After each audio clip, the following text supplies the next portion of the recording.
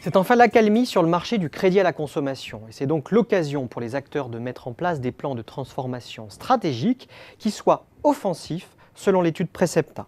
Car il s'agit bel et bien de préparer l'avenir. Et pour cause, les signaux annonciateurs d'une profonde mutation ne manquent pas.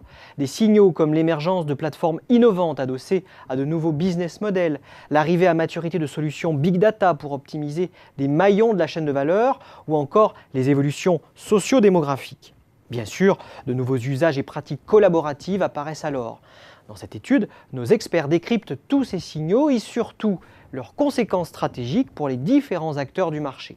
Des acteurs qui se répartissent, pour faire simple, entre des prêteurs verticalement intégrés et des distributeurs.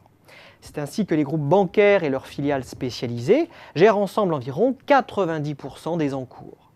Les captives automobiles, les filiales de la grande distribution et les assureurs se partagent le solde. Quant aux fintech, elles restent pour l'heure cantonnées au rôle d'observateurs attentifs de l'évolution du marché.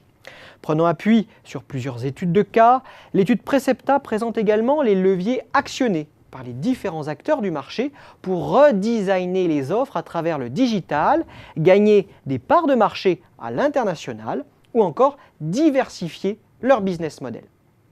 Au-delà de l'analyse complète des business models et des priorités stratégiques qui s'imposent aux acteurs, l'étude Precepta a élaboré 3 scénarios prospectifs originaux pour imaginer le marché du crédit à la consommation de demain et stimuler la réflexion stratégique. Dans le premier scénario, les mutations structurelles du marché adressable exigent de repositionner les offres et les business models. Celui-ci repose en effet sur les évolutions démographiques et sociétales, en tête desquelles l'essor du travail indépendant et le fractionnement du travail salarié.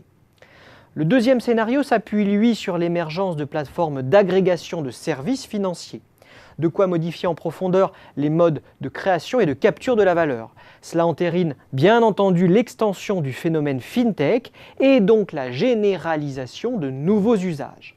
Un tel scénario fait bien sûr peser un risque de désintermédiation de la relation client et signe une séparation marquée des fonctions de production et de distribution.